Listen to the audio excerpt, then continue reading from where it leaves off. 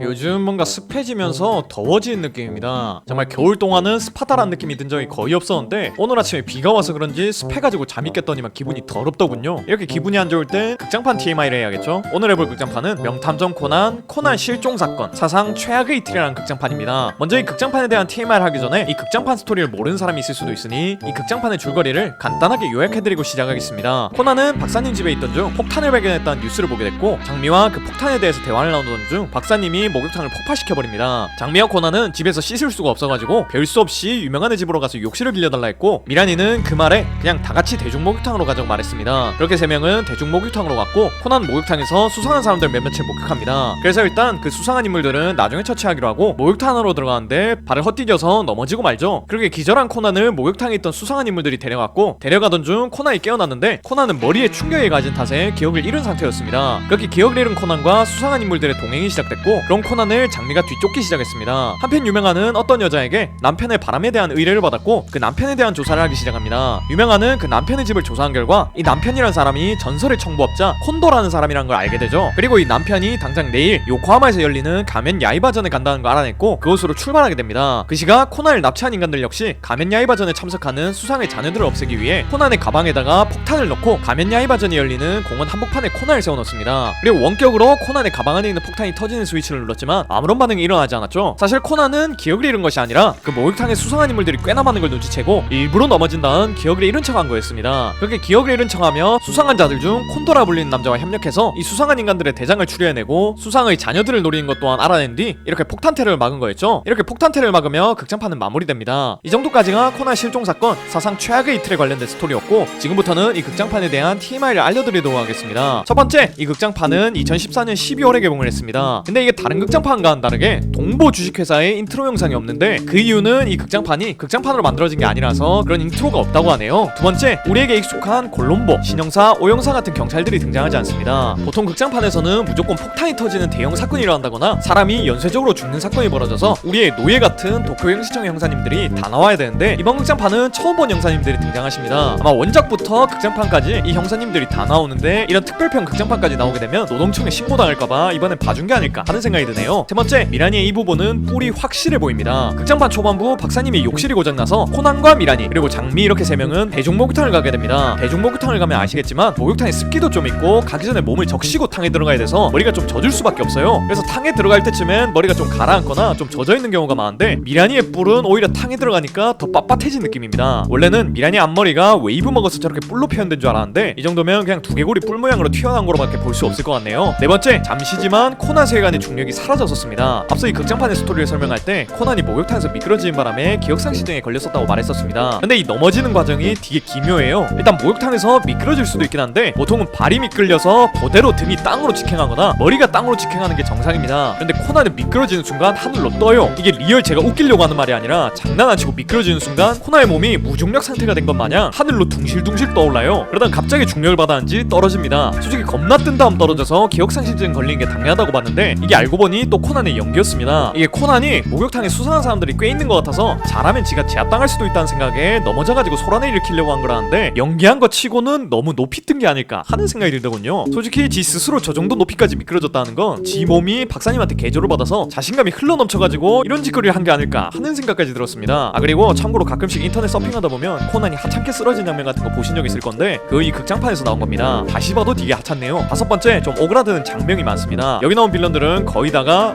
무엇의 누구누구 이런 식으로 나오는데 예를 들면 존잘의 바가민 뭐 이런 식으로 나옵니다. 근데 이 장면 센스가 다 좀 오그라들어요. 뭐 애드리브의 용이라던가 천재의 커 누구누구, 천재 사기꾼 누구누구 등등 서로를 저런 식으로 부릅니다. 솔직히 이 극장판 괜찮게 봤는데 저 장면 센스 때문에 오그라들어서 계속 좀 그랬습니다. 여섯 번째, 유명한은 여미새입니다. 뭐 다들 알고 있는 사실이라 이걸 TMI 넣는 게 맞나 하는 생각을 하실 건데 전 이 극장판 보면서 좀 충격을 먹었어요. 여기서 어떤 유부녀가 본인 남편이 바람 피는 것 같다면서 찾아오는데 걷다 대고 유부녀한테 같이 밥 먹자고 죽은뜻대더라고요. 뭐 유명한이 노총각에 자식이 없어도 좀 그런데 이 사람 유부남에 고등학생 딸도 있는 사람이 이러고 있어요. 좀 많이 심하다고 생각했습니다. 그리고 추가적으로 이 남편의 바람을 의심한 여자분 무릎이 흉기 수준으로 날카롭습니다. 만약 유명한이 무슨 짓 하려고 했으면 이 무릎으로 바로 찔렀을 것 같네요. 일곱 번째, 극장판 초반부터 중반부까지 장미가 거의 주인공급으로 활약을 합니다. 우선 코난을 납치한 사람에 대한 정보를 얻기 위해 유명한을 따라가기도 하고 수상한 차를 쫓기도 합니다. 그리고 유명한 따라가는 과정에서 코난이 자주 쓰는 아무것도 모르는 어린아이인 척하기를 쓰는데 코난은 얼렐레 원툴이라 좀 재수 재수가 없었다면 장민은 얼렐레 없이 진짜 순수한 어린아이 같은 연기를 해서 괜찮았습니다. 그리고 박사님과 함께 수상한 사람을 추격하던 중 사고를 당해서 벼랑으로 떨어지게 되는데 코난이 무리수 축구공 벨트 덕분에 크게 다치지 않았습니다. 근데 왜 코난의 축구공 벨트를 장미가 가지고 있는 걸까요? 그리고 자세히 보면 코난의 마취총시계도 장미가 차고 있습니다. 아마 장미는 코난이 그려갔던 것처럼 범인들 다 때려 부수기 위해 코난의 살인기구들을 다 챙겨온 걸로 추정되네요. 아무튼 이렇게 벼랑에서 떨어져도 살아난 장미는 다시 그 도로까지 올라옵니다. 이게 꽤 먼 거리를 날아가는데 어린아이의 몸으로 그 벼랑을 다시 올라와요. 그 다음에 또 도로 위로 올라와서는 운전 중인 나치범의 차를 멈춰 세운 다음 마취총으로 재우고 지가 운전을 해서 범인들이 모여있는 집까지 갑니다. 뭔가 극장판에서 하는 코난의 괴물짓거리들을 이번 극장판에서 장미가 다 채워준 느낌이네요. 그래서 이 극장판 보면 장미도 코난처럼 사람 이외의 다른 종족이구나 라는 생각을 했었는데 극장판 마지막에 코난한테 안 돼 라고 정색하는 장면이라던가 코난의 고맙다는 말에 얼굴 붉어지는 거 보고 사람 이상의 귀여운 존재구나 라는 생각으로 전환됐습니다. 8번째, 유명 야구선수가 나옵니다. 극장판을 보면 어떤 잡지사에서 전설의 청부업자 콘도를 집요하게 조사했다고 나오고 그 잡지사의 부장을 인터뷰하는 장면도 나옵니다. 근데 이 부장님의 이름이 오타니예요.